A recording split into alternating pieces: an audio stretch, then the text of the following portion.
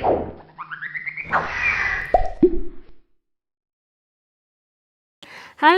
Assalamualaikum warahmatullahi wabarakatuh. Selamat datang kembali di Praktikum Teknologi Pangan. Nah, kalau sebelumnya di minggu lalu kita belajar tentang uji organoleptik. Nah, di minggu ini kita akan belajar tentang pengolahan dengan panas. Jadi memang pengolahan dengan panas ini merupakan teknologi yang paling sederhana yang bisa dilakukan di mana saja. Dan ini teknologi ini pun juga sudah dilakukan dalam jangka waktu yang lama. Sudah lama sekali sejak manusia dulu hidup itu sudah menggunakan teknologi dengan menggunakan panas, karena memang ini yang paling mudah dan salah satu metode yang paling sederhana yang bisa dilakukan oleh manusia. Nah, jenis-jenisnya untuk yang di praktikum ini ada pasteurisasi susu, kemudian ada blanching, ada perebusan, dan pengukusan. Karena tidak bisa semuanya dilakukan, nanti saya akan memberikan beberapa contoh perlakuan dengan pemanasan, yaitu tentang perebusan dengan bahan bakunya adalah sayuran kacang panjang. Nah, ternyata dengan berbagai macam metode perebusan, metodenya ada blanching, kemudian satunya adalah perebusan biasa, kemudian nanti dilanjutkan dengan ada lagi tentang pengukusan. Dan metode yang berbeda dan waktu yang berbeda itu ternyata akan menghasilkan sayuran kacang panjang yang berbeda-beda pula. Nah, kalau di lab itu memang sudah ada BKPM-nya, sudah ada panduannya, banyak sekali yang bisa dilakukan. Hanya saja karena terkait dengan praktikum mandiri nanti akan saya pangkas, kemudian nanti akan disederhanakan bentuk praktikumnya supaya kalian bisa melakukannya di rumah. Merupakan ringkasan ketika kita melakukan praktikum pengolahan pangan dengan panas di laboratorium. Jadi yang akan dilakukan adalah pasteurisasi susu dasar di bawah.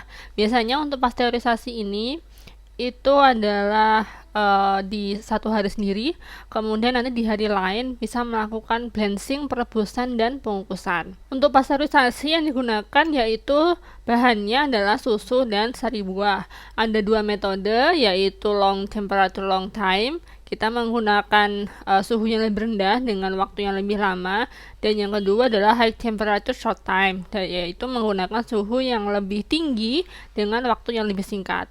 Kemudian untuk blanching, pelebusan, dan pengukusan ini menggunakan sampel berbagai macam sayur-sayuran. Kemudian misalkan untuk blanching di sini kita menggunakan dua metode, yaitu hot water blanching dengan air, dan steam water blanching, yaitu blanching dengan uap seperti itu. Suhu yang digunakan kurang lebih 80 derajat Celcius selama 2, 4, dan 6 menit.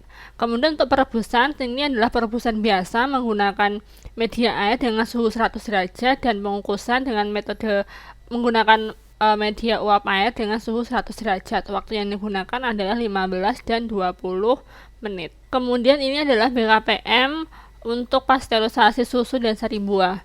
Dari praktikum ini, capaian pembelajaran mata kuliah yang diharapkan dari mahasiswa yaitu mampu melakukan pasteurisasi susu dan sari buah, kemudian menganalisa sifat susu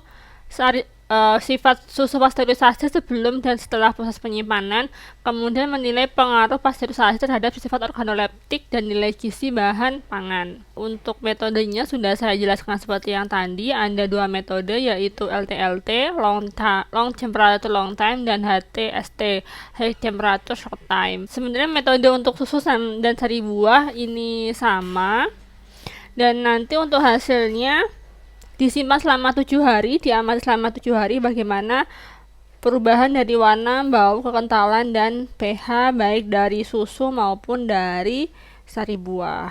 Kemudian melanjutkan untuk BKPM, blanching, pengukusan, dan perebusan.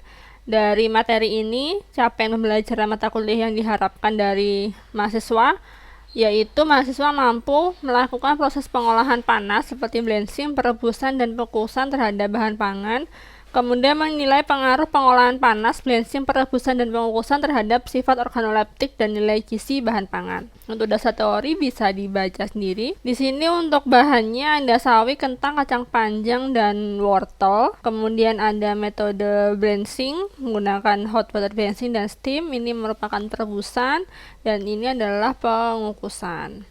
Dan yang dilihat ini adalah dari segi beratnya, berat sebelum dan setelah, kemudian bagaimana organoleptiknya, warna, kenampakan, teksturnya. Dan ini ada juga penyusutannya seperti apa sebelum dan setelah perlakuan.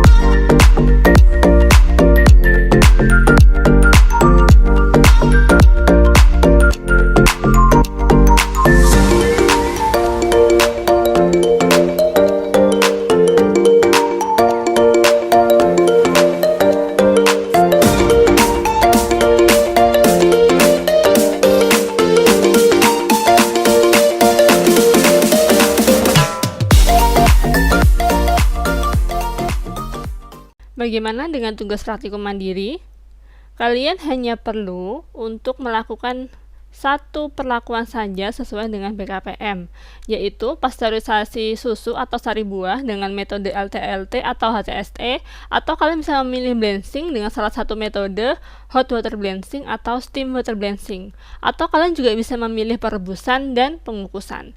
Kemudian untuk waktunya bisa menyesuaikan dengan karakteristik dari masing-masing bahan yang kalian pilih. Selanjutnya, setelah kalian melakukan praktikum, kalian bisa mengisi jurnal pembelajaran. Silahkan diisi mata kuliah apa, semester berapa, nama lengkap, NIM, kelompok, golongan, dan dosennya siapa. Kemudian di sini yang perlu kalian isi itu hanya yang pertama adalah jenis perlakuan. Pilih salah satu dari perlakuan yang kalian pilih. Kemudian ceritakan langkah kerja yang kalian lakukan. Jadi misalkan kalian melakukan blanching dengan metode hot water blanching. Nah, langkah-langkahnya seperti apa? Silakan diceritakan di sini. Kemudian kalian cukup mengisi hasil pengamatan. Jadi pengamatan di sini ada secara organoleptik, warna dan penampakan, ada tekstur, rasa, dan aroma. Untuk waktunya di sini 5, 10, dan 15 menit itu hanya contoh dari saya, yaitu saya melakukan untuk yang kacang hijau menggunakan waktu 5, 10, dan 15 menit. Tapi kalau misalkan kalian menggunakan beberapa jenis sayuran yang jauh lebih lunak, misalkan menggunakan bayam atau kangkung, itu bisa waktunya dipersingkat, misalkan 1, 3, dan 5 menit.